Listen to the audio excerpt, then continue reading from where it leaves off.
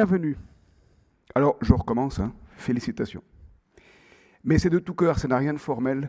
Et vous l'avez bien compris, d'une part, il y a l'aspect cérémoniel d'une arrivée dans une étape nouvelle et si importante de votre cursus, mais de tout cœur, et ça a été dit dès le début de l'intervention par notre directeur général, il a parlé d'humanité, et c'est en ayant à l'esprit l'idée d'humanité et d'humanisme que nous cultivons depuis toujours à l'ESSEC que je récidive sur les félicitations.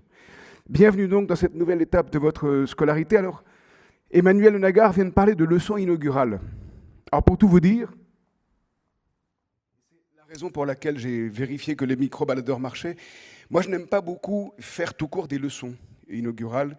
C'est-à-dire ce que je sais, je le sais, et dire des choses qu'on sait de manière descendante, sans échange, ça peut ne pas avoir beaucoup d'intérêt, en tout cas pour le locuteur qui est en train de parler. Tandis que si on arrive, bien que vous soyez nombreuses et nombreux, si on arrive à échanger ensemble sur le thème que je vous propose de discuter, ça serait formidable. Alors, ce n'est pas donné d'avance, hein, dans une première journée, grand amphi, etc. Mais de temps en temps, ça marche très bien. Alors, de quoi je propose de vous parler pour cette matinée? Précisément, on en a parlé en préparant avec Emmanuel Nagard, d'humanité. Et j'étais parti d'une question, je vous livre une confidence personnelle et professionnelle à la fois. Je suis à la fois très très intéressé par les nouvelles technologies et donc surtout pas, comme on le dit maintenant beaucoup trop vite et très mal, technophobeux, mais pas non plus technophileux tout court. Moi j'ai un iPhone, etc., que je manipule très mal, je suis très mauvais techniquement. Mais ça c'est mon problème. Mais en gros, je partais pour préparer cette intervention d'une réflexion que je mène depuis longtemps dans le cadre de quelque chose qui s'appelle le MetaLab à l'ESSEC, qui est une réflexion sur ce qu'on appelle à tort l'intelligence artificielle. Et je voulais interroger la notion d'humanité et celle d'intelligence de l'humanité, d'intelligence humaine, par rapport à l'intelligence artificielle dont on parle tant. Et puis, en réfléchissant au thème, m'est apparu qu'il s'agissait de parler d'humanité tout court, mais sans négliger la question de l'intelligence artificielle. Je précise un tout petit point. Je viens de dire un peu rapidement qu'on parle d'intelligence artificielle à tort, et c'est à tort, bien que le mot soit mondialement répandu. C'est à tort parce que ce n'est pas de l'intelligence artificielle dont il s'agit, c'est du calcul. Et nous ne sommes pas du tout seulement des calculateurs, nous humains. Ça vous a été suggéré par Michel Baroni, par Vincenzo Pozzovinzi, par Chloé tout à l'heure également. Nous ne sommes pas que du calcul, nous sommes saturés d'émotions, de projets, d'ambition, de méchanceté, de générosité, de beauté, de laideur. Il y a toutes sortes de choses qui ne se calculent pas. En passant, j'aime beaucoup l'expression argotique qui dit « je ne te calcule pas ». C'est pas mal de ne pas se calculer. Et actuellement, on est en train de beaucoup trop se calculer. C'était ça l'origine de ma proposition de ce matin. On se calcule beaucoup trop, c'est-à-dire que nous sommes en train d'avoir une approche de l'humain dégradée par la fascination que nous avons pour les machines. Les machines sont extrêmement utiles. Elles permettent des cours à distance, elles permettent de téléphoner, elles permettent de calculer, elles permettent de combiner, elles permettent d'aider à faire des projets architecturaux, tout ce qu'on veut, de se transporter. Mais ce ne sont jamais que des machines que nous, humains, créons. Et ça, c'est capital de le garder à l'esprit. Et c'est capital de le garder à l'esprit parce que, pour vous donner une anecdote simplement, quand on a commencé à développer, il y a déjà bien 50 ans, les premiers ordinateurs un peu puissants, on a essayé de les développer, parfois, pas tout le temps, mais à partir de ce qu'on comprenait du système neuronal des humains, le nôtre. Et maintenant, c'est l'inverse que nous faisons. On est en train d'approcher le fonctionnement du cerveau qui nous fascine tellement à partir du fonctionnement de nos ordinateurs. Ça, c'est une catastrophe humaine. Alors, voilà comme introduction. Et du coup, le point, au lieu de dire c'est une catastrophe et de se complaire dans la catastrophe, moi, ce que je souhaite, c'est que vous éveillez à de la vigilance. Et donc, je voudrais creuser un peu ce que c'est que l'intelligence humaine. De quoi est-ce que nous sommes faits? Est-ce que, dans l'esprit de discuter, ce que je vous ai évoqué déjà soulève des réactions, des questions ou des remarques? Avant que je continue, là c'est juste l'introduction, est-ce qu'éventuellement il y a quelqu'un qui voudrait prendre la parole en disant c'est un scandale, ou alors au contraire je suis d'accord, ou j'ai une question, j'ai pas compris? etc. Est-ce que quelqu'un a envie d'intervenir? C'est un peu tôt peut-être pour que je pose la question, mais au cas où. Silence total. Moi, j'avais envie de te demander, Laurent, pourquoi c'est une catastrophe d'être que dans le calcul? Est-ce que dans une école de management comme l'ESSEC, l'intelligence artificielle, c'est un des piliers de notre stratégie, hein, donc le MetaLab. Donc nous dire que l'intelligence artificielle c'est une catastrophe, c'est un peu provoqué. Je me suis sans doute du coup très mal exprimé. Vous avez assisté à une controverse. Je te provoque un peu. Ce qu'Arty a appelé conversation va devenir une controverse avec des désaccords de fond. Non, c'est pas vrai. Mais en tout cas, non, c'est pas l'intelligence artificielle qui est une catastrophe. C'est ce qu'on attend d'elle et ce qu'on croit qu'elle peut faire. Donc c'est nous qui sommes la catastrophe quand nous attendons beaucoup trop, quand nous attendons mal de l'intelligence artificielle. Je précise juste, il y a un secteur dans le monde contemporain, un secteur particulièrement concerné, c'est l'aviation. Le rêve actuellement dans l'aviation, c'est d'éliminer tous les pilotes humains. D'abord, ça ferait gagner des salaires en moins à payer, qui sont importants. Et deuxièmement, la présupposition, c'est que les humains ne sont que source de défaillance. Alors, ce qui est vrai, c'est que quand il y a un problème dans l'aviation, c'est souvent des erreurs humaines. Mais pas du tout à 100%. Pas du tout. Et il y a au contraire des situations... Est-ce que certains ou certaines d'entre vous ont vu le film Sully ? Oui, j'entends quelques réponses affirmatives.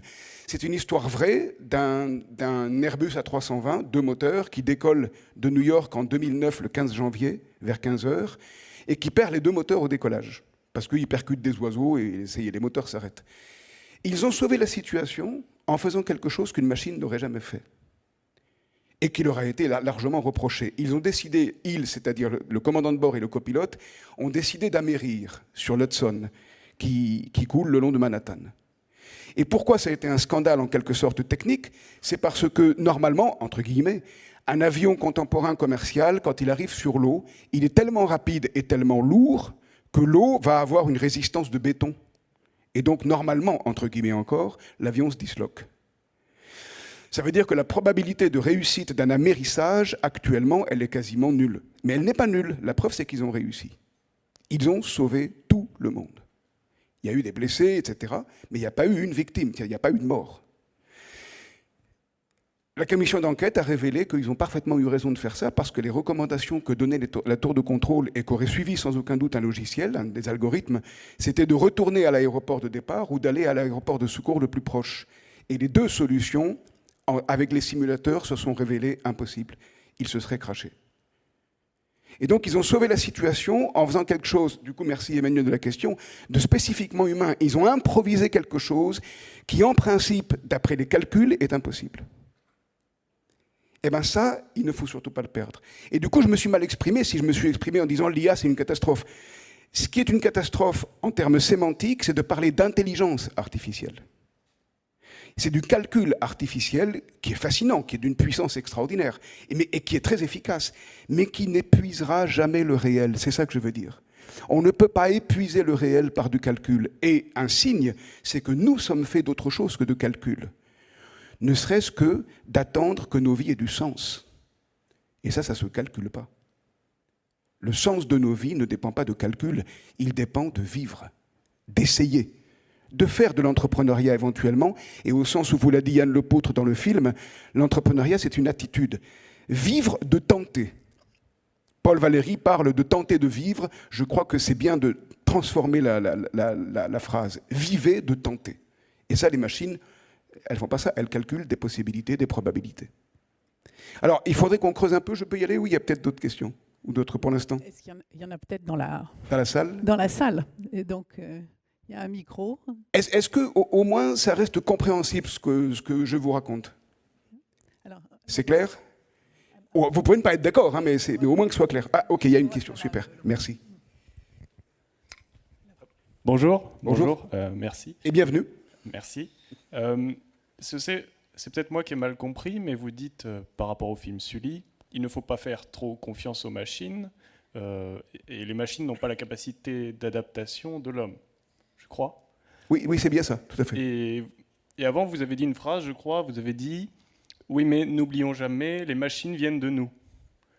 Oui. Est-ce que, justement, le fait de dire les machines viennent de nous, si les machines ne sont pas capables de faire quelque chose, est-ce que la faute ne revient pas à l'homme ? Alors non, pour l'instant, c'est une question technique. C'est-à-dire que les machines ne peuvent faire des opérations que en tant, on pourrait dire, qu'ouvrier spécialisé. Une machine, aussi sophistiquée soit-elle, elle peut travailler seulement dans un champ donné. Il n'y a pas d'hétérogénéité des données et des problèmes que pose une machine, que peut se poser en quelque sorte une machine. Nous, on peut réfléchir à faire la vaisselle, en même temps à se faire un café, en même temps à écrire une copie pour un cours, en même temps à se dire, tiens, je vais amener les enfants à l'école. Tout ça, on le fait en même temps. Une machine ne peut pas faire ça. En tout cas, pour l'instant, ça ne veut pas dire qu'il n'y a pas de recherche là-dessus. J'ai récemment publié, tiens, je vous le recommande, c'est excellent, un bouquin remarquable. Mais si je me permets de vous le dire et de faire de la publicité comme ça, c'est parce que je l'ai écrit avec un vrai chercheur en informatique. Il s'appelle Nicolas Sabouret, et on a publié un petit bouquin qui s'appelle « L'intelligence artificielle n'est pas une question technologique ». Et qu'est-ce qu'on veut dire dans le bouquin ? On a travaillé de concert, hein, mais moi j'ai appris des tas de choses de sa part sur l'IA, et on est parfaitement d'accord sur ce que je suis en train de vous évoquer maintenant, et donc j'adosse ce que je vous dis à son expertise, c'est pas la mienne, moi j'y connais rien, mais ce que je peux vous dire, c'est que les ordinateurs qui ne font que calculer n'ont pas de possibilité de ramasser des données hétérogènes. C'est toujours orienté dans une certaine direction. Si je veux dire ça de manière philosophique, je vous dirais volontiers ceci. Il n'y a pas de question de sens pour les machines. Il n'y a pas de problème existentiel d'une machine. Le problème de savoir si la vie vaut d'être vécue, c'est une question spécifiquement humaine. Et je ne suis pas en train de dire qu'il ne faut pas qu'il y ait des machines, par exemple des systèmes de pilotage automatique dans les avions. Ce qu'il faut, c'est que nous ne croyions pas que les machines peuvent tout faire toutes seules. Ça, c'est impossible. Et d'ailleurs, ça n'aurait pas de sens. Nous fabriquons les machines, enfin, nous les imaginons, nous les fabriquons, nous en assurons la maintenance, nous les utilisons. C'est pour nous qu'elles sont faites et pas l'inverse. Et ce qui est en train de se passer dans la culture mondiale contemporaine, fascinée par les machines, c'est qu'on deviendrait progressivement comme des parties des ordinateurs ou des réseaux. Et ça c'est la fin de notre humanité. Alors, pour quand même remplir la promesse, si je puis dire, que je vous ai faite, il faut que je vous parle un peu d'humanité pour le coup. Est-ce que je peux y aller ? Après, n'excluons surtout pas les questions. J'espère que j'ai un peu répondu à votre question. Une autre question là-bas. Ah, alors allons-y. Je pense que la conférence n'aura pas lieu en fait. Allez-y. Et c'est beaucoup moins grave que le fait qu'on arrive, ce qui est très heureux, à échanger ensemble. Bienvenue. Bonjour. Bonjour. Vous dites que il y a un risque que finalement l'homme devienne partie, donc devienne finalement une partie de l'IA. Et donc dans ce cas-là, quelle est la limite que vous imposerez, que vous imaginerez pour imposer à l'IA pour pas qu'elle prenne finalement trop de place par rapport à notre humanité ? C'est celle d'imposer à nous tous de réfléchir ce qu'on est en train de faire ce matin. Regardez, je vais vous dire, tenez, du coup je vous prends au mot par rapport à l'idée de réflexion. J'en viens à l'humanité. De quoi est-ce qu'on est fait ? Vous vous souvenez sans doute, enfin en tout cas, alors je ne sais pas si, je vois très très mal, donc je ne sais pas si parmi vous il y a des personnes à mobilité réduite, et du coup mes excuses d'avance si c'est le cas. Mais je rappelle quelque chose qui fait notre humanité. Nos ancêtres, quand ils se sont transformés par ce qu'on appelle l'hominisation, c'est-à-dire que les singes dont nous venons se sont hominisés, et bien ça a consisté en quoi ? À se mettre debout. Nous avons un système nerveux qui fait que pendant un certain temps, nous marchons à quatre pattes quand on est bébé, mais après, on est destiné à marcher debout, si on n'a pas de problème particulier, etc. Donc, notre destin, c'est d'être debout. Et je voudrais vous faire remarquer ceci, que quand nos ancêtres se sont mis debout, sans l'obligation permanente de retomber sur les membres antérieurs pour se tenir à quatre pattes, ils ont acquis une possibilité de contrôle significativement plus importante que celle qu'ils avaient avant. Et pourquoi ? Parce que quand on se tient debout, et non pas à quatre pattes, on voit beaucoup plus loin. Et donc on peut anticiper l'arrivée de prédateurs, on peut identifier une proie, on peut regarder un terrain, donc on sécurise les choses. Donc la position debout donne de la sécurité et du contrôle. Le mot contrôle est un mot clé de ce dont je voulais vous parler ce matin. Et en même temps que le contrôle augmente, on peut remarquer aussi que lorsqu'on est sur 2 membres et non pas 4, on tombe beaucoup plus facilement quand on se déséquilibre. Quand on est sur 4 pattes, le déséquilibre est moins compliqué, est moins probable. Sur deux jambes, c'est tout à fait probable. Et vous savez sans doute d'ailleurs que lorsque nous marchons, quand on avance, eh ben on tombe. Kinesthésiquement, c'est-à-dire en termes de mouvement, la marche est d'abord une chute. Et le sol solide qui permet qu'on reprenne pied, eh ben, ça nous permet de marcher et non pas de se casser la figure. Vous savez peut-être que les bébés, que tout le monde a été, hein, moi-même, vous, tout le monde, quand ils se mettent debout et que pour la première fois ils marchent seuls, sans être tenus par un grand frère, une grande sœur, un parent, tout ce qu'on veut, eh ben, le bébé, quand il fait son premier pas, cliniquement, on le sait maintenant, il ne sait pas qu'il y a un sol. Quand vous avez fait vos premiers pas, quand nous avons fait nos premiers pas, nous ne savions pas qu'il y avait un sol. Ce que je veux dire, c'est que tant que le bébé n'expérimente pas, on parle actuellement beaucoup d'expérience, tant que le bébé n'expérimente pas d'avancer et de reposer le pied sur un sol solide, même s'il voit les autres le faire, il ne sait pas qu'il va y avoir un sol. Et donc, et ça c'est spécifiquement humain. Et je vais vous dire pourquoi dans un instant. Mais du coup, ça veut dire quoi? Ça veut dire que vous tous, vous toutes, nous toutes, quand on a avancé, on a délibérément avancé vers le vide. Et ça donne en psychanalyse la possibilité de ce cauchemar d'une chute infinie. Comment on peut problématiser ce que je vous dis maintenant? Ça parle de notre imagination. Ça parle de notre capacité créatrice. Ça parle du fait que nous avons le sens de l'avenir, du futur, parce que nous allons vers ce que nous ne connaissons pas. Et c'est ça notre humanité. J'en reviens aux machines. Les machines ne peuvent traiter que des données pour lesquelles nous les préparons. Elles n'ont pas d'imagination. On peut simuler l'imagination. Ça sera toujours du calcul. On peut simuler l'émotion. Ce sera toujours du calcul. Nous, sans aucune donnée, sans data, nous allons pourtant vers le vide. Je vais le formuler d'une façon que j'aime beaucoup formuler. J'admire beaucoup Mozart, mais vous pouvez prendre les exemples d'artistes que vous voulez. Mozart ne sait pas qu'il est Mozart avant de devenir Mozart. C'est-à-dire qu'à chaque création, il avance vers le vide. Ben c'est ça l'art. Et si nous perdons ce sens d'aller vers l'inconnu, qui est spécifiquement humain, alors nous perdrions notre humanité. Les machines ne vont pas vers l'inconnu, elles ne savent pas le faire. Elles ne travaillent que sur des données qu'on leur donne à traiter. Oui, il y a une... Allez-y. Est-ce que ça reste clair? Oui. Ça veut dire que l'inconnu, c'est une chance, hein. Ce n'est pas seulement un problème. L'incertitude, l'inimaginable à l'avance, ça peut être un atout. Allons-y. Du coup, tout à l'heure, vous disiez que le terme d'intelligence artificielle était justement mal choisi et que là, ce qui manque à la machine, c'est de ne pas pouvoir aller vers le vide. Est-ce que justement, l'intelligence qui est du coup propre à l'humanisme, c'est ce fait de savoir innover, d'aller vers le vide? Oui, on peut le dire comme ça. On peut dire que l'intelligence, notre intelligence humaine, les animaux en sont dotés aussi en partie, hein, surtout les animaux domestiques, parce que les animaux domestiques partagent en partie notre sort. Je vais vous préciser ce que je veux dire.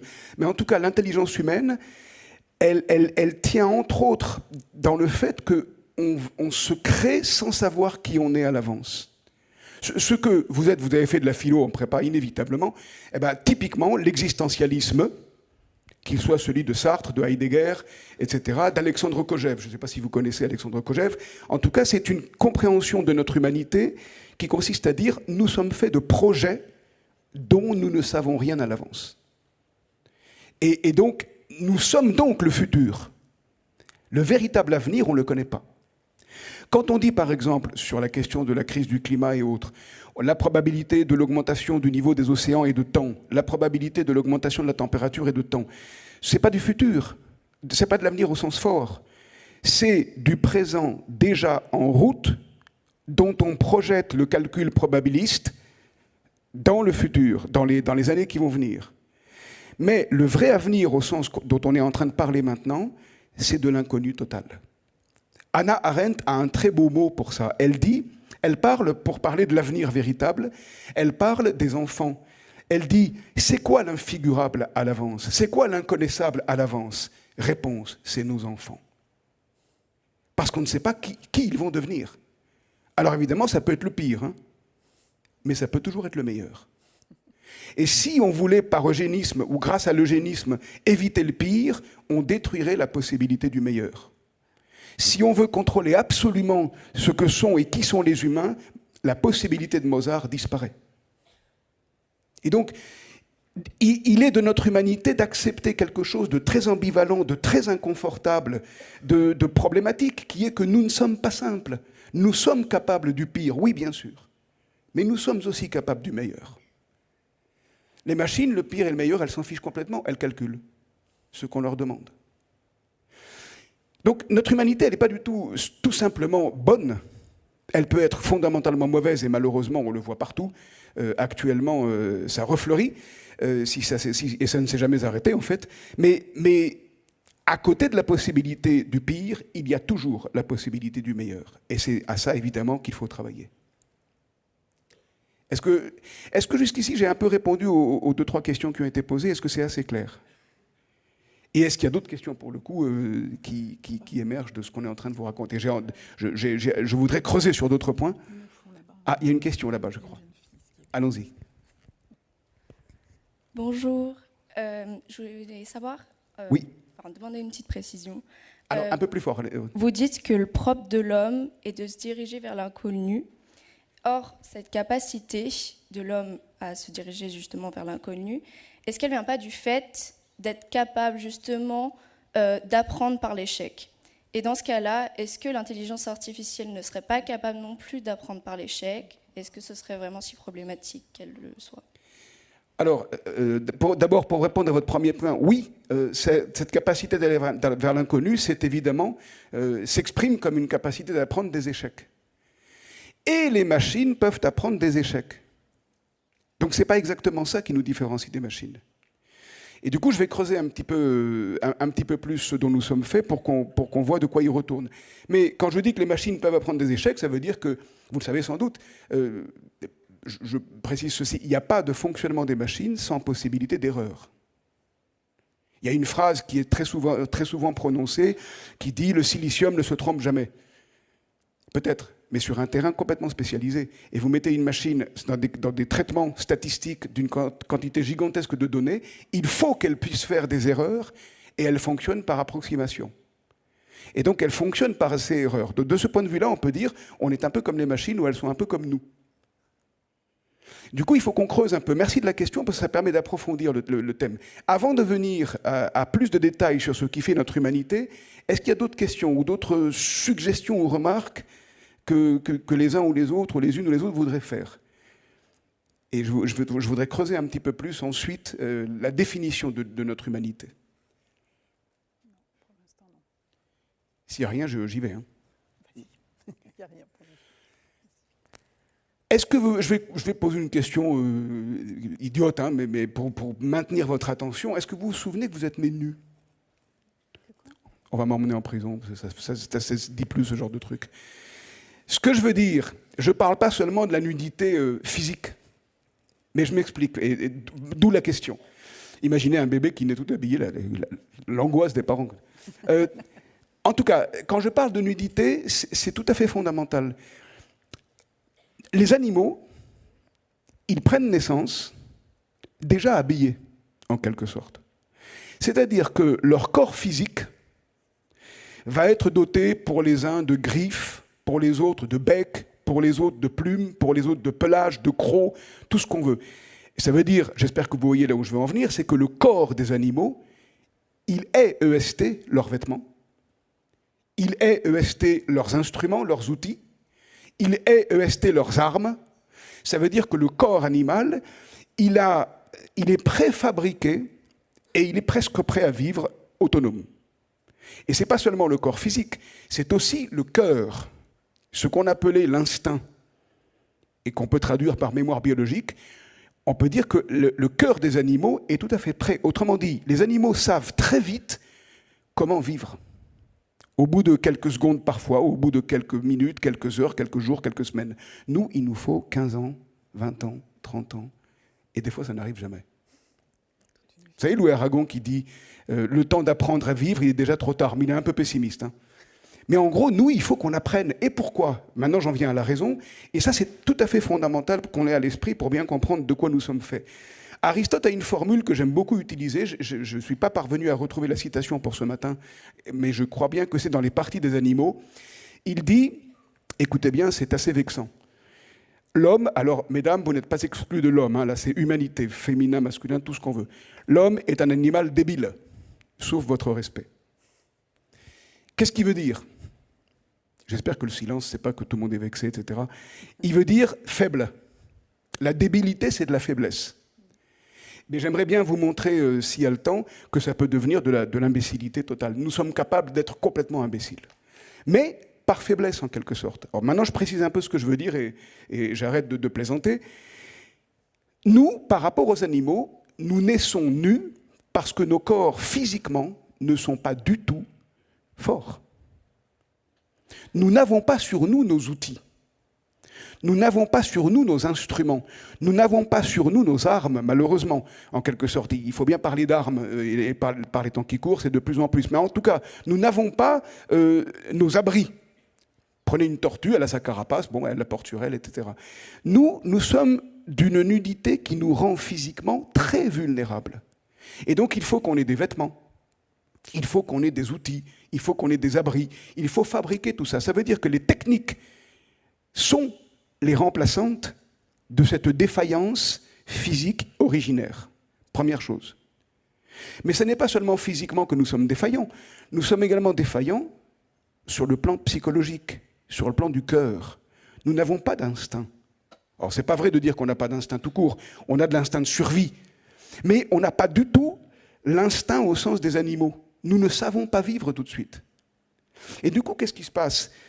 Tout ce que nous ne savons pas faire pour vivre, il faut qu'on l'apprenne de notre entourage.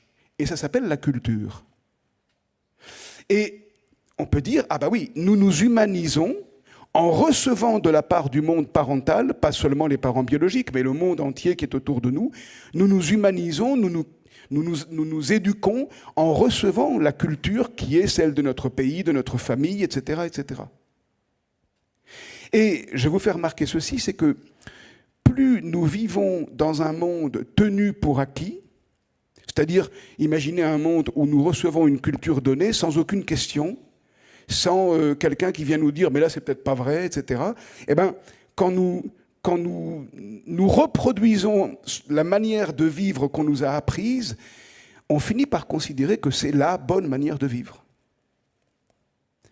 Tant qu'il n'y a pas de mise en question, on peut intérioriser que, puisqu'on m'a dit que c'était comme ça qu'on vit, eh ben c'est bien, c'est ça. Et du coup, déduction, la manière de vivre des autres, de ceux qui ne vivent pas comme moi, ce n'est pas la bonne. Là, j'en viens à la débilité au sens imbécilité, idiotie. On est toutes et tous potentiellement idiots au sens fort. L'idiotie, c'est la solitude.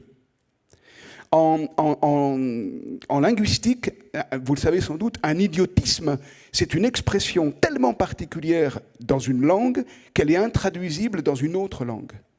Eh bien, potentiellement, on est tous idiots. Je me compte largement dedans.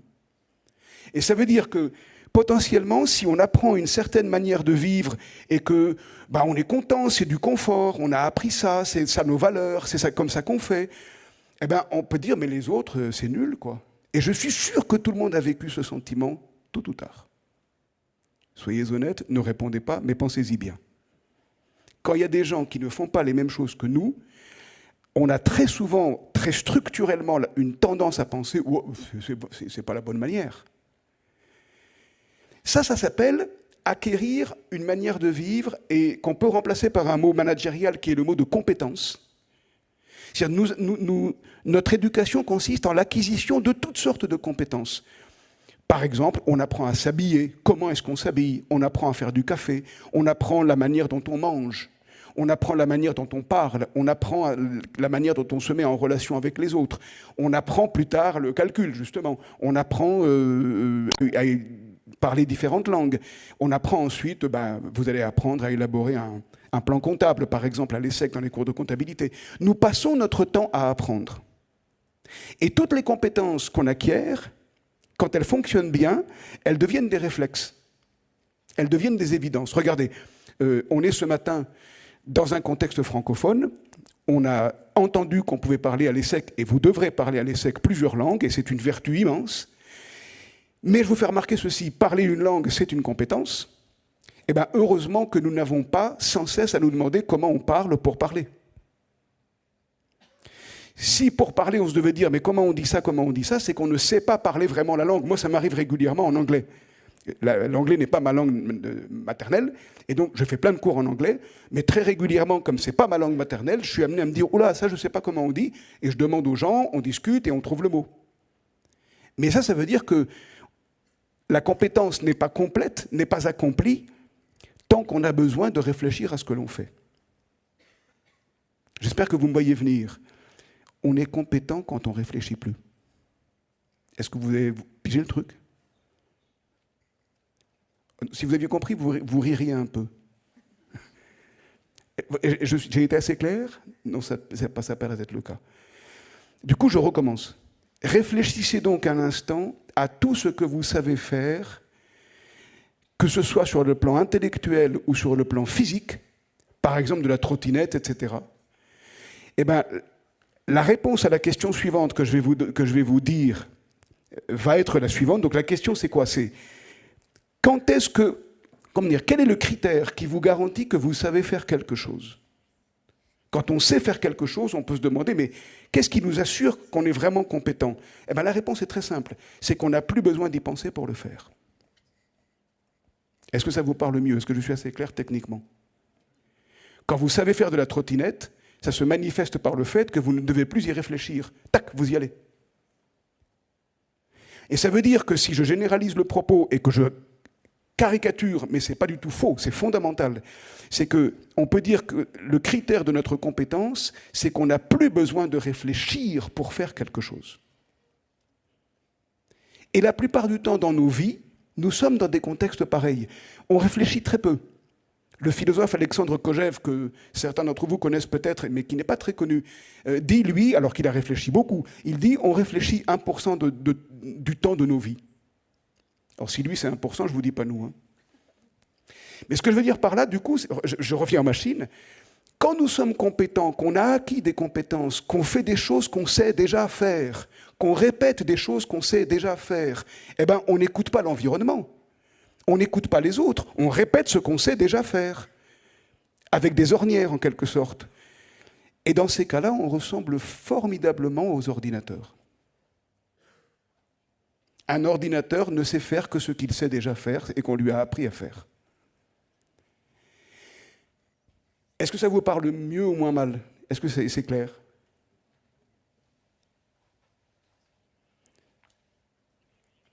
Le silence, c'est quoi ? Il faut aller l'enfermer ? Non, est-ce que c'est clair, sérieusement ? Et gardez bien ça à l'esprit, parce que je vous garantis qu'à tous les âges, on a besoin de garder ça à l'esprit. Quand on devient compétent, on ne réfléchit plus. On roule sur ses acquis. Et du coup, qu'est-ce qui se passe ? Ça, c'est un seul des côtés de l'humanité. Tout à l'heure, une des questions m'a mis la puce à l'oreille et je n'ai pas donné la précision. Notre humanité, je vois qu'il y a une question, je donne la précision tout de suite. Notre humanité n'est pas faite seulement de l'élan vers le vide. Notre humanité est aussi faite d'un besoin de contrôle. Et du coup, je ne suis pas en train de critiquer les compétences, mais je suis en train de vous signaler un problème tout à fait fondamental qui est lié à toutes nos compétences possibles, encore une fois les plus intellectuelles et les plus manuelles, c'est que quand on sait faire quelque chose, notre tendance c'est de ne pas y réfléchir. On fait, c'est tout. Il n'y a pas besoin de réfléchir à un truc qui marche. Et du coup, le risque de notre humanité, c'est de ne plus réfléchir, de devenir idiot, de devenir complètement enfermé dans soi-même. On a tous ce risque. Même vous qui êtes si intelligente et intelligent. Parce que l'ESSEC sait très bien vous recruter. Il y a une question, je crois. Je pense qu'on comprend un peu tout ce que vous voulez dire par le mot compétence, mais est-ce que ce ne serait pas non plus un peu réducteur, parce que dans un certain sens, ceux qui sont considérés les plus compétents dans leur domaine seront au contraire des personnes qui vont réfléchir à la manière de faire des choses différemment de tous les autres pour pouvoir se démarquer par rapport aux autres ? Alors ça, vous avez parfaitement raison. Alors d'abord, vous avez parfaitement raison, le mot est réducteur, mais comme on est dans une école de gestion, je l'utilise, mais vous pouvez très bien élargir le sens en parlant simplement de tout ce que nous savons faire. Et on peut ne pas réduire ça à ce terme qui concerne surtout la vie professionnelle en entreprise. Et donc dire savoir manger ou comment on mange dans telle culture donnée, c'est une compétence. Le mot de compétence est pauvre. Maintenant, vous ajoutez quelque chose qui vient nuancer le propos, et vous avez raison. Je ne vais évidemment pas m'en tenir à ce que je vous dis maintenant. Si je m'en tenais avec vous à ce que je suis en train de vous dire, le conseil reviendrait à dire « ne réfléchissez surtout pas ». Parce que ça veut dire que vous êtes compétent, donc vous ne réfléchissez pas. Donc, conseil de la leçon inaugurale à l'ESSEC, ne réfléchissez pas. Non, c'est pas ça, c'est pas ça. C'est qu'il y a toujours une part de nous qui est non réfléchie. Et tant mieux, parce que symboliquement, elle représente comme notre sol. Rappelez-vous le coup du bébé qui est très réel, hein, un bébé qui s'avance, eh ben, il a besoin d'un sol. Et du coup, je vais creuser un peu. Quand vous dites quelqu'un, ne serait-ce que pour être plus compétitif ou efficace que d'autres, va réfléchir à comment améliorer telle chose ou telle chose, ben, vous introduisez le deuxième point. Le premier aspect de notre humanité, du fait du manque de mémoire biologique, c'est qu'on acquiert de la part du monde parental des tas de réflexes et qu'on se pose sur les réflexes. Et c'est très bien, on a tous besoin de ça. Si on n'avait aucun réflexe, on n'aurait pas de sol, donc on serait nulle part. C'est hyper dangereux. Mais la deuxième qualité de notre humanité, c'est qu'à partir des réflexes, quand on est mis, comme on dit si bien, quand on est mis en question. Regardez, je vais prendre les études de genre, c'est tellement représentatif. Des millénaires, le réflexe, ça a été le mâle est plus fort que la femelle et domine. Tenu pour acquis. Personne ne questionne. Et Karl Marx observe avec beaucoup de sagacité que ce qu'il appelle l'aliénation, c'est que celles qui sont dominées, et je formule l'exprès en parlant au féminin pour parler des études de genre et de l'égalisation des traitements des sexualités, celles qui sont dominées adhèrent à la domination. C'est ça l'aliénation au sens de Marx. On dit, bah oui, c'est normal. C'est comme en Afrique du Sud, l'apartheid. La population noire tenait pour normal d'être dominée par la population blanche, jusqu'à ce que se réveille un certain Mandela. C'est ça les réflexes, c'est ça le manque de questionnement. Mais c'est quoi le deuxième aspect de notre humanité ? Le deuxième aspect de notre humanité, c'est que nous sommes toutes et tous capables un jour de poser des questions à la Mandela, et toutes et tous capables un jour de se dire « mais attends, la domination comme ça, tenue pour acquise des femmes par les hommes, mais c'est n'importe quoi. Les femmes sont autant adultes et humaines entièrement que les hommes. » Et ça s'appelle comment, ce genre de question, à part le mot de déconstruction de Derrida qui est un peu dangereux. Mais ça s'appelle comment ? Tout simplement un pas de côté. Ne plus répéter les réflexes, mais se mettre à faire quelque chose qu'une machine ne fera jamais. Et ça, c'est spécifiquement humain, c'est à réfléchir. Et donc, quand vous dites quelqu'un qui a des compétences, mais qui veut faire quelque chose de plus efficace encore, et pour pouvoir être plus performant, va réfléchir à quelque chose de nouveau, bien sûr. Et c'est ça le deuxième aspect de notre humanité. Nous sommes faits d'une tension irréductible, hyper vivante et très problématique en même temps, entre la nécessité d'avoir des réflexes, parce que sans réflexe, il n'y a pas de vie possible, et la nécessité d'entretenir en permanence une possibilité humaine fondamentale qui est celle de réfléchir. Alors, je reboucle avec l'idée d'une mémoire biologique pauvre, et je vais revenir au fait que nous sommes debout. La mémoire biologique pauvre. Les animaux, ils prennent naissance avec une mémoire biologique très riche, qui fait qu'ils n'ont pas besoin d'apprendre pendant longtemps, parce qu'à la fois, ils sont tous leurs instruments, comme j'ai dit, physiquement, et ils ont l'instinct, et ils savent comment évoluer. Mais ils savent comment évoluer dans un environnement donné. Il y a malheureusement deux manières d'éliminer des animaux, et on est en train de l'observer pour les ours blancs particulièrement. Ce n'est pas seulement d'éliminer tel ou tel animal, c'est de détruire leur environnement. Vous détruisez l'environnement de certains animaux, ils ne peuvent plus vivre. Ils sont faits pour un environnement donné. Autrement dit, leur capacité adaptative, elle est très pauvre. Alors que nous, on est assez tenaces. Ce qui est une bonne nouvelle pour l'humanité. Mais pas très bonne au sens où nous, on fait parfois n'importe quoi. Mais en gros, nous ne sommes faits pour aucun environnement prédonné, du fait de la pauvreté de la mémoire biologique. On n'est pas fait pour vivre à tel ou tel endroit, mais du coup, nous savons nous adapter à tous les environnements possibles. La mauvaise nouvelle, c'est que c'est même les pires. La bonne nouvelle, c'est qu'on s'adapte, quoi. Donc, on a une très grande capacité adaptative par rapport aux animaux. Et tout à l'heure, j'évoquais le cas des animaux domestiques. Comme les animaux domestiques, on les sort de leur contexte strictement sauvage, eh ben, on les humanise en quelque sorte un peu. Je prends un exemple très simple. Certains ou certaines d'entre vous ont sans doute, il y en a statistiquement au moins 2 ou 3 qui ont peut-être un chien. Eh ben, les chiens ne savent pas ou très mal se nourrir par eux-mêmes. Ils ne savent plus. Ils n'ont pas la mémoire biologique. On a un peu vidé leur mémoire biologique. Mais nous sommes des espèces vivantes, celle dont la mémoire est la plus pauvre. Et c'est une très grande faiblesse à l'origine, parce qu'encore une fois, on est très vulnérable devant les environnements, mais c'est une très grande force parce qu'on est infiniment adaptable. Et cette adaptation, on peut en donner une métaphore en revenant à la position debout. Et j'aurais bouclé pour l'instant, et ça serait bien si on a un petit échange après, et j'espère que je reste bien clair. On s'est mis debout. Et c'est un peu comme si un de nos pieds, c'était le contrôle, le sol solide, les réflexes, tout ce qu'on a appris qui nous permet de vivre. Heureusement, vous savez vous habiller spontanément le matin. Des fois, on se dit, bon, aujourd'hui, c'est quoi? Parce que c'est quand même la cérémonie de rentrée, il faut que je m'habille comment et tout. Donc on réfléchit un peu. Mais on sait s'habiller spontanément, on sait faire un café, on sait prendre une douche, tout ce qu'on veut. Donc ça, il y a des réflexes. Et puis, donc les réflexes, c'est ce qu'on contrôle, c'est ce qu'on sait déjà faire, c'est la solidité du sol. Et en même temps, nous sommes faits de la capacité d'avancer vers le vide. Et la capacité d'avancer vers le vide, on peut la renvoyer à notre capacité à réfléchir, à poser des questions, à déconstruire, par exemple, la domination des femmes par les hommes, à déconstruire le racisme, à déconstruire le mépris des autres. On sait faire ça. Et du coup, on peut dire, notre humanité, c'est les deux pieds, le pied du contrôle et le pied de la réflexion, le pied de l'élan et de l'incertitude, le pied de l'inconnu. Et ça fait notre humanité entière, cette tension entre ce qu'on maîtrise et l'élan qui nous pousse à aller vers des choses nouvelles. Par exemple, de nouveaux mondes. Le nouveau monde au sens des Indes, qui en fait était l'Amérique, maintenant, ça y est, on sait. Mais si on garde bien au cœur que nous sommes cette possibilité d'aller vers l'inconnu, il y a plein de nouveaux mondes possibles. Plein.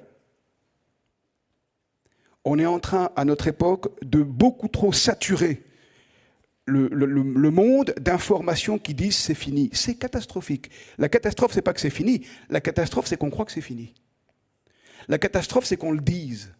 La catastrophe, c'est de la part de nos générations qu'on ait appelé certaines générations Z. Mais c'est scandaleux, ça.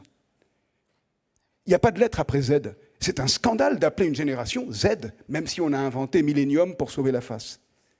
Mais on ne peut pas appeler la génération Z. Et Michel Baroni vous l'a dit, c'est vous l'avenir. C'est vous l'avenir. Et on ne sait pas de quoi il est fait. En vous formant à l'ESSEC, en choisissant vos études, en vous élançant dans tout ce pourquoi vous avez le goût, c'est vous qui allez le fabriquer, l'avenir. Mais vous ne savez pas encore comment. C'est en le faisant que vous le saurez. Et bien ça, c'est la vraie humanité. Et actuellement, un des problèmes qu'on a, c'est qu'on a tellement peur de l'inconnu, parce qu'on a perdu l'habitude de comprendre que l'inconnu, c'est une chance, qu'on voudrait avoir un seul pied, celui du contrôle. Ben, on ne tient pas longtemps. Nous avons deux pieds, contrôle et élan vers l'inconnu. Et si on veut absolument réduire le réel à seulement du contrôle, on se casse la figure grave. Autrement dit, gardez bien au cœur et à l'esprit que ce qu'on ne sait pas, c'est le signe d'une chance. Ce n'est pas seulement une catastrophe. Bien sûr que ça peut être une catastrophe, mais c'est aussi la possibilité de choses merveilleuses qu'on n'anticipe pas. L'humanité a deux pieds, contrôle et élan vers l'inconnu. Est-ce qu'il y a une question, je me trompe? Ah, j'ai cru. Est-ce que je suis clair sur ce que je vous raconte là? Je vous fais la confidence, puisque comme je marche un peu dans l'amphi, que j'ai vu certains ou certaines qui étaient un peu assoupis. Je ne vous dis pas combien ça angoisse l'intervenant, mais j'espère que c'est une intériorisation méditative du contenu. C'est l'hypothèse qu'on fait. Il y a une question. Ok, là-bas. Merci.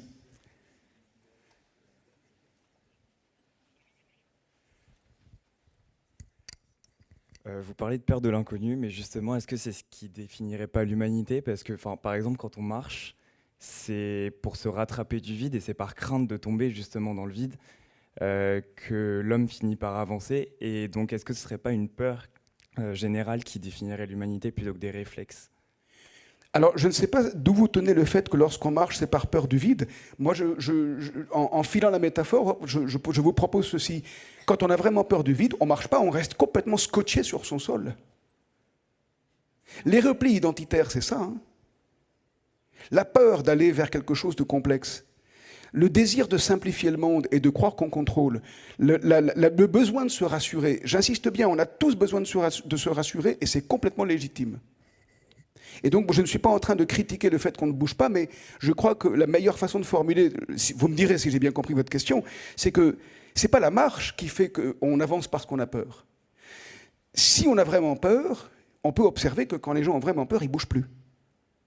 Ils gardent les mêmes idées, qu'on appelle des idées reçues, les mêmes certitudes, des choses évidentes, tenues pour acquises, pas de réflexion du tout. Ça, c'est de la peur. Les théories du complot, c'est de la peur aussi. On se construit un imaginaire pour expliquer la complexité du monde en trouvant un coupable.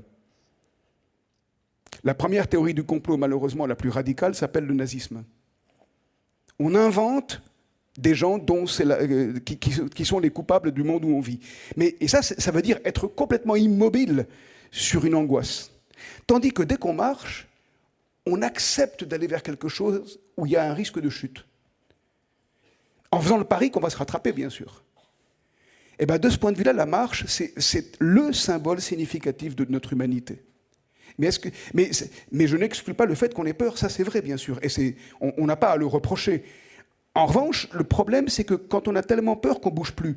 Regardez, il arrive parfois, et j'espère que ce ne sera pas le cas du tout dans votre promo, mais il arrive parfois qu'après les concours, il y en a qui ne bougent plus.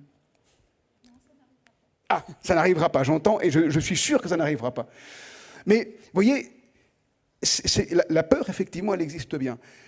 On pourrait dire que nos certitudes acquises, nos réflexes représentent un sol solide, et on en a besoin. Et du coup, quand on a très peur de l'inconnu, on reste bloqué. Et en revanche, quand on prend le courage, la décision, la responsabilité, l'enthousiasme de s'élancer vers quelque chose en prenant le risque de tomber, typiquement l'entrepreneuriat, hein, pas seulement, mais typiquement, eh ben on est dans un vrai risque humain et on s'élance vers quelque chose. Mais la peur, si elle est radicale, elle nous paralyse plutôt qu'autre chose, plutôt que de nous pousser à marcher. Comment on peut formuler ça? On peut formuler ça dans l'horizon de la complexité du monde. La vraie complexité du monde, elle n'est pas faite de la complexité et de l'incertitude. Elle est faite de la tension entre notre besoin de contrôle, qu'on peut symboliser par un besoin de sol, solide, ferme, et la nécessité de reconnaître que le monde, il est vraiment complexe, qu'on ne le connaît pas à l'avance, et qu'on est obligé, et qu'on est aussi fait pour ça, d'aller vers l'inconnu pour vivre avec le monde. Et les deux extrêmes, qui seraient seulement du contrôle ou seulement de l'incertitude, sont impossibles. On a tout le temps les deux à la fois. On a besoin d'un minimum de contrôle qu'on peut symboliser par un sol stable, et on a besoin de temps en temps, quand nos amis nous disent « Maintenant, là, tu dérailles, tu es en train de faire un truc qui ne marche pas du tout, réfléchis un peu. Ah, on fait un pas de côté. Ah ouais, c'est vrai, j'avais tort, là, je comprends mieux, etc. » C'est ça la réflexion. C'est ça la déconstruction des idéologies. C'est ça l'ouverture d'esprit. C'est ça l'écoute de l'autre. C'est de se mettre à marcher. Oui. Ah, allons-y.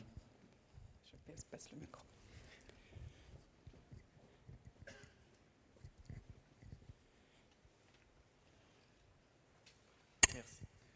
Et donc, l'homme, c'est un doux, un précis mélange d'ordre déjà établi, et peut-être d'un mot trop mal utilisé aujourd'hui, mais de disruption.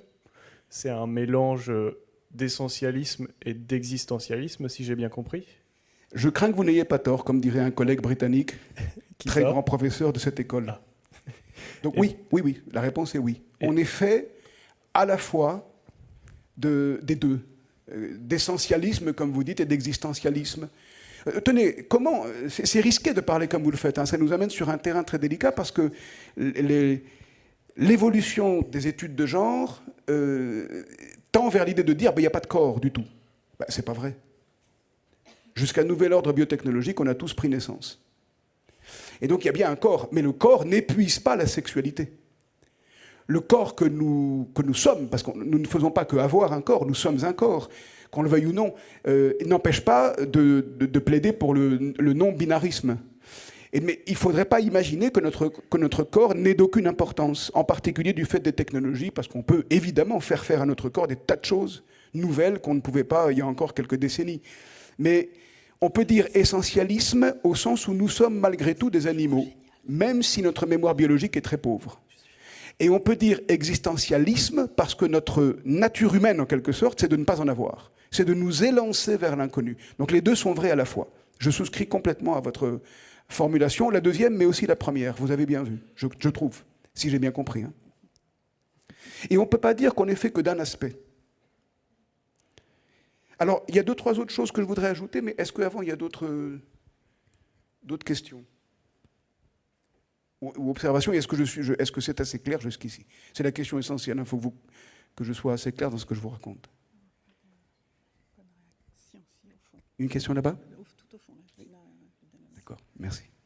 Il y avait un aspect que vous avez évoqué que j'ai trouvé très important, c'est justement cet équilibre entre contrôle et élan vers l'inconnu, puisque justement il y a aussi le risque de se perdre dans l'inconnu et de ne plus savoir quelles sont les bases sur lesquelles s'appuyer. Et selon vous, quels sont les indices pour savoir qu'on se trouve au bon endroit, que le curseur est bien placé entre ces deux extrêmes? C'est hyper... Oui, pardon, vous vouliez ajouter quelque chose? Non. Ah non, j'ai cru. C'est hyper important votre question. Merci beaucoup. Et on va creuser un petit peu. D'abord, réponse, il n'y a pas de critère. Parce que s'il y avait un critère, il tiendrait du contrôle. Et donc, ça veut dire quoi? Ça veut dire que là, je vais en venir à des questions d'éthique. Notre humanité, c'est d'être sans cesse hyper attentive et attentif à ce qui est en train d'avoir lieu pour adapter nos comportements de la meilleure façon possible. Mais on ne peut jamais savoir à l'avance où est la limite, ni individuellement, ni collectivement. Et c'est pour ça que les questions qu'on rencontre au niveau individuel ont des aspects globaux, gigantesques, politiques, économiques, sociaux, tout ce qu'on veut. Et la question, par exemple, je reviens aux technologies, la question de savoir, mais quel est le bon curseur pour les technologies? On ne peut pas savoir à l'avance, mais la seule chose qu'on peut faire, c'est cultiver notre humanité et notre vigilance critique sans cesse. Alors, je vais creuser un petit peu sur ce que vous dites. Un monde qui serait seulement un monde, comment dire, d'élan est impossible. Je vous raconte une anecdote que j'ai vécue en tant que consultant. Vous savez sans doute, ça vous a été dit par Michel Baroni, dans le métier de prof à l'ESSEC, nous donnons des cours, il y a la recherche et les publications, il y a le service rendu à l'institution, donc par exemple des postes de direction, etc. Et puis il y a le fait qu'on est consultant. Moi je conseille dans le domaine de la santé, j'étais un jour dans un hôpital psychiatrique. Je passe avec les équipes de soins dans un couloir, il y a une porte d'une chambre d'une patiente qui est ouverte, et la patiente était attachée sur son lit, attachée, comme on doit malheureusement le faire parfois dans les hôpitaux psychiatriques, et elle avait pourtant l'air extrêmement calme, très tranquille. On continue à avancer, quand on est assez loin pour qu'elle ne puisse pas entendre, je demande avec les personnels de soins avec qui j'étais, je dis « mais qu'est-ce qui se passe? Pourquoi elle est attachée? C'est bizarre. » Et la réponse est bouleversante. Et qui va vous montrer que la réflexion toute seule est impossible. Ils me disent, elle va très bien physiquement, son système nerveux est impeccable, elle n'a aucun problème musculaire, etc. Mais, et ça tient d'une question psychologique, psychiatrique, elle ne sait plus marcher debout. Or, ses enfants viennent la voir, on ne veut pas qu'ils voient ça. Et donc, on va l'attacher et leur dire autre chose. Ça, c'est de la folie, et c'est un manque total de sol. Notre sol, c'est qu'il y ait des tas de réflexes qu'on puisse répéter sans y réfléchir. Et la folie, c'est qu'il n'y a plus rien d'évident. Tout devient un combat, comme le dit le chanteur Francis Cabrel dans une chanson sur la folie qui est remarquable. Le cygne blanc. Tout devient un combat. Eh bien, il ne faut surtout pas que tout devienne un combat. On a besoin de réflexes et d'évidence, on a besoin de sol. Et en même temps, on a besoin de cultiver notre capacité d'élan vers l'inconnu et de le cultiver sans cesse. Parce que sinon, si on reste scotché sur notre sol, nous pouvons toutes et tous, j'espère l'avoir exemplifié suffisamment en parlant, par exemple, du nazisme et autres, mais on peut devenir complètement idiot, et c'est le moins qu'on puisse dire. Et du coup, je reviens à une des suggestions qui a été faite. Notre humanité est faite en effet de deux choses. Le contrôle symbolisable par un sol solide et l'élan symbolisable par une chute possible. On est fait des deux. Et on gagne à cultiver les deux choses. Et pourquoi j'en viens à l'éthique maintenant, c'est que j'ai une très bonne nouvelle à vous dire. La première, c'est que... Enfin, il y a plusieurs bonnes nouvelles. La première, c'est que si vous avez bien pris assez au sérieux ma remarque qui consiste à dire que ce que nous savons faire, on n'a plus besoin d'y réfléchir pour le faire, ça veut dire que nous intériorisons un nombre de compétences, je reprends le mot de compétences, mais en retenant avec vous que c'est un terme un peu limitatif pour le contenu, hein. Mais nous intériorisons au cours de notre éducation un nombre de savoir-faire. Tenez, savoir-faire, c'est moins pire que compétences. Un nombre de savoir-faire, de compétences gigantesques. Mais nous les perdons de vue. Et pourquoi ? Parce que justement, on n'a plus besoin d'y penser pour les appliquer. Vous n'avez plus besoin de penser à comment faire du vélo pour faire du vélo, à jouer au tennis pour jouer au tennis, à marcher pour marcher, faut-il espérer, etc. Et à vous faire un café, bon, on n'a pas besoin d'y penser. Donc, nous sommes saturés de compétences auxquelles nous ne pensons plus. Donc, on les oublie. Mais elles sont toujours là. Et c'est ça la bonne nouvelle, la première bonne nouvelle. Vous connaissez le dicton « La culture, c'est ce qui reste quand on a tout oublié ». C'est ça dont je suis en train de vous parler. Nous sommes, nous humains, parce que nous apprenons depuis tout petit et toute petite, nous sommes saturés de compétences qu'on ne voit plus. Mais elles sont toujours là. Et la conséquence est très agréable à dire, c'est que nous pouvons nous faire infiniment plus confiance que ce que nous faisons d'habitude. Et aux autres et à nous. Parce que ces compétences sont bien là. Il suffit d'aller les rechercher un peu, on les exhume et on peut les exploiter. Sans rentrer dans le détail, l'amérissage sur l'Hudson, c'est exactement ça. Le commandant de bord, Sullenberger, a utilisé des compétences très anciennes pour réussir son amérissage. Il pilotait, et où, je n'ai pas l'information systématiquement précise, mais planeur et hydravion. Son Airbus n'est pas un planeur, n'est pas un hydravion. Il réinvente comment faire, en quelque sorte, pour arriver sur l'eau de la meilleure façon possible. Eh bien, nous avons tous nos planeurs ou nos hydravions en nous. Et du coup, on peut dire, la confiance est infiniment possible, beaucoup plus que ce que nous croyons. Première chose. Parce que nous apprenons depuis tout petit et toute petite. Et que nos compétences réflexes, on n'y pense pas, mais elles sont là. Deuxièmement, on ne le sait que trop, le monde est totalement incertain, inconnu, inconnaissable à l'avance. Et nous gagnons à rester complètement à l'écoute, à ne rien tenir pour acquis en quelque sorte. À être totalement ouvert, ça veut dire à être humble. Quel que soit le niveau de connaissance, de compétence que l'on a, savoir qu'on ne sait pas, ça nous garde les yeux ouverts. Alors que quand on est content, on dit « Waouh, je sais ». Moi, tenez, je vais frimer. J'ai 2 habilitations à diriger des recherches. En gestion et en philo. C'est le seul cas en France. Et vous savez pourquoi ? Parce que ça n'a aucun sens administratif. Mais je veux dire par là que j'ai quand même passé les 2 habilitations. Et quand le jury en philo me dit « Bon, d'accord, on te fait ton jury », le gars me dit « Mais ça n'a aucun sens, pourquoi tu veux le faire ?» Je dis « Mais je veux mes 2 pieds, gestion, philo. » Mais si on fait les imbéciles à dire « Je sais », on n'apprend plus rien. On se ferme les yeux. Et vous savez que quelqu'un d'extrêmement sage, dont vous connaissez tous et toutes le nom, Socrate, dit lors de son procès une chose fondamentale. Je sais que je ne sais rien. Alors il exagère. Mais ce qu'il veut dire par là, c'est que plus il sait qu'il y a de l'inconnu. Et ça, je vous recommande vivement, c'est le deuxième pied de notre humanité, c'est de cultiver cette humilité, de rester à l'écoute du monde, de vous-même, parce que vous ne pouvez pas savoir qui vous serez plus tard. Vous le ferez qui vous serez. Vous le ferez, mais vous ne pouvez pas le savoir à l'avance. Et d'écouter les autres.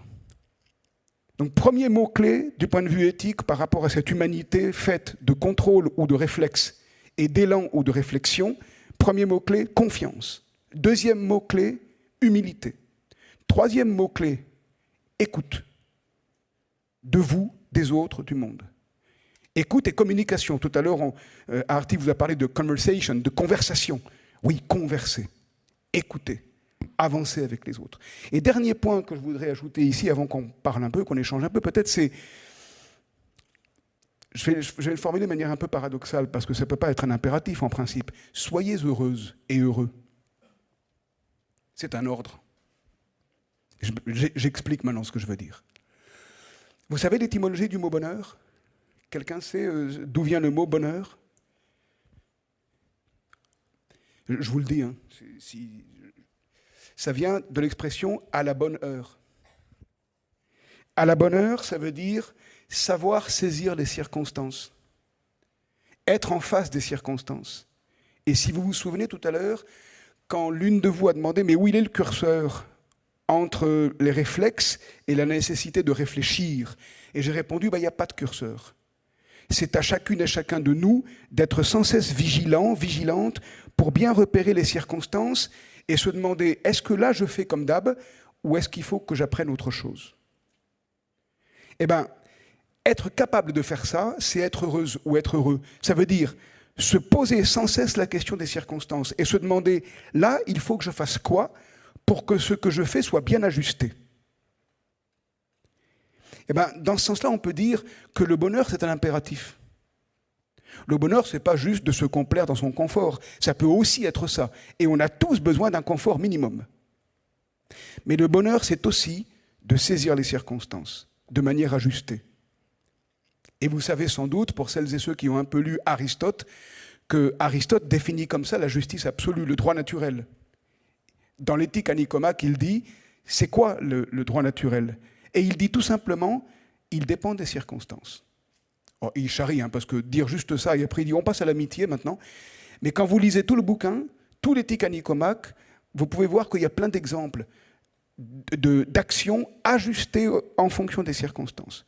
Et donc, bien se comporter, l'éthique consiste à être heureuse ou heureux. Ça veut dire être exactement en face des circonstances. On peut dire, par exemple, que Sully, dans son avion, avec son copilote, quand il prend la décision hyper rapidement, ils ont eu un vol de 5 minutes et 8 secondes, quand il prend la décision d'amérir plutôt que de tenter de retourner à l'aéroport de départ ou de rejoindre un aéroport de secours, il est heureux au sens fort. Eh bien, cultivez votre capacité d'être heureuse et heureux, ça veut dire gardez bien à l'esprit sans cesse que nous sommes faits de 2 pieds. Le contrôle, les réflexes, tout ce qu'on sait déjà faire, et l'élan vers des circonstances inconnues. Et en apprenant à jouer le jeu des circonstances inconnues. Je vous le fais avec une métaphore que vous connaissez, c'est celle du chêne et du roseau. Le chêne, ça serait le souhait de se dire « Ouais, moi je suis fort, moi je résiste à tout, j'ai que le contrôle, je reste... Ouais. » Et vous envoyez un bon ouragan sur le chêne, c'est fini. Le chêne se brise. Alors que le roseau, il a des racines, il a le sol, il a des réflexes, mais il est fait de feuillages qui vont, comme ça, de branchages qui vont bouger avec l'ouragan. Vous envoyez un ouragan sur un roseau, pas de souci. Résilience, agilité, souplesse, et il va jouer avec le vent. Il vaut mieux être un roseau. Moi, je ne sais pas si je sais le faire, mais je sais que c'est capital, et ça s'essaye tout le temps. L'humanité, au fond, c'est un roseau. Voilà un résumé de ce que je vous ai proposé ce matin. Ou elle devrait l'être. Si on croit que c'est par du contrôle qu'on va se débrouiller, qu'on va tout maîtriser, etc., on a profondément tort. C'est hyper dangereux.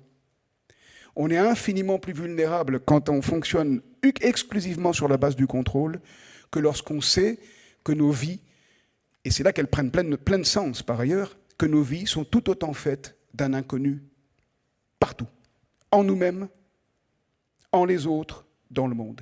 Et l'inconnu n'est pas du tout seulement la possibilité du pire, d'une catastrophe, etc. L'inconnu, c'est aussi la possibilité des merveilles. Regardez, vous ne vous connaissez pas encore, toutes et tous. Il y a potentiellement, et nous le savons, on pourrait le dire statistiquement, des histoires d'amour, des histoires d'amitié, des histoires professionnelles qui vont se tisser, mais vous ne savez pas lesquelles. Eh bien, c'est ça l'inconnu. Et c'est pas si mal.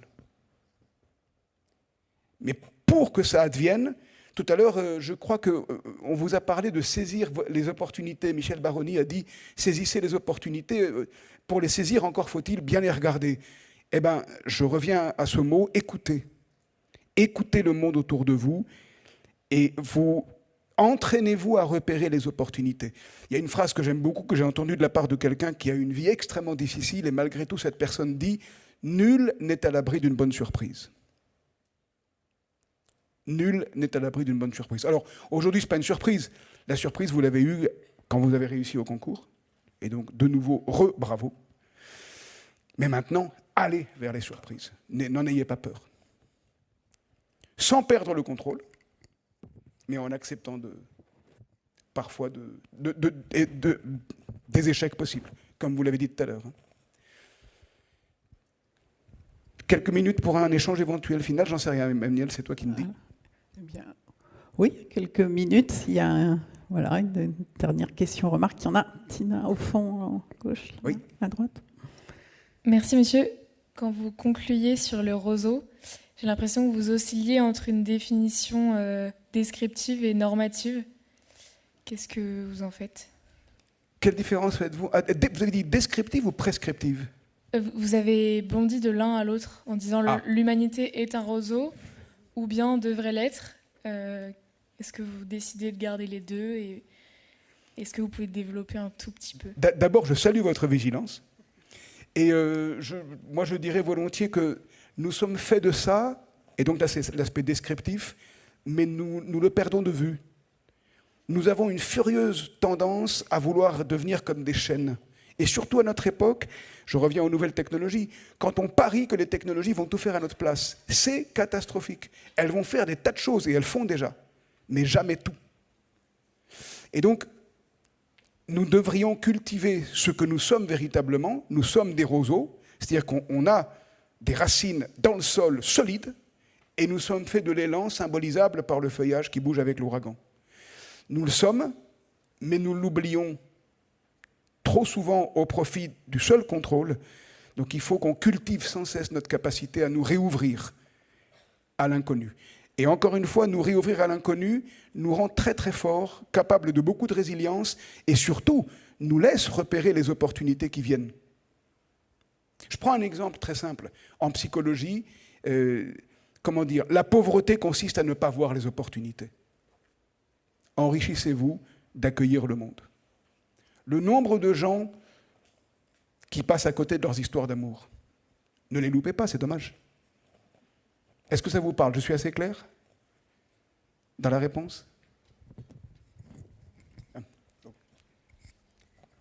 Ok, allons-y. Oui, moi je voulais demander si on a besoin d'abandonner un peu de contrôle et de garder de l'inconnu. Est-ce que la société d'aujourd'hui qui cherche à tout probabiliser, à prévoir tous les risques, est-ce que c'est dangereux pour vous? Est-ce que c'est souhaitable? Ça n'est surtout pas souhaitable. Et c'est impossible. Alors, je n'ai pas le temps de développer, mais quand on veut tout contrôler, on va à la catastrophe. Techniquement, parce qu'on ne peut pas tout contrôler. Et il ne faut pas vouloir tout contrôler. Je reviens à l'eugénisme que j'évoquais tout à l'heure. Si on voulait éviter l'avènement de tyrans au sein de l'humanité, par de l'eugénisme, en contrôlant biotechnologiquement les humains, il n'y aurait plus d'enfants véritables, il y aurait la reproduction de ce qu'on connaît déjà. Et donc, les grands artistes seraient aussi impossibles. Donc c'est un risque. L'humanité est sans cesse un risque. Mais si on veut le nier, c'est extrêmement dangereux pour notre humanité. Platon le montre très bien dans La République, un livre 2. Il montre comment le surgissement de l'art et de la beauté est inséparable du surgissement, malheureusement, des guerres et de la lutte. C'est la complexité de notre humanité. Je crois qu'on va finir bientôt. Moi, je souhaite absolument ne pas omettre de vous dire merci. Et pourquoi ? Parce que c'est très difficile de mobiliser les énergies dans un contexte comme le nôtre. Et ça devient faisable. C'est-à-dire que vous parliez dans cette première journée qui se veut très solennelle, leçon inaugurale, etc. Mais merci parce qu'on a fabriqué ça ensemble. Et bien ça, c'est ce qu'on va vous demander de faire à l'ESSEC tout au long de votre scolarité. Je crois que Emmanuel Le Nagard va parler dans ce sens-là. On a fait cette intervention, cette leçon ensemble. Merci à tout le monde. Et merci à toi, Laurent.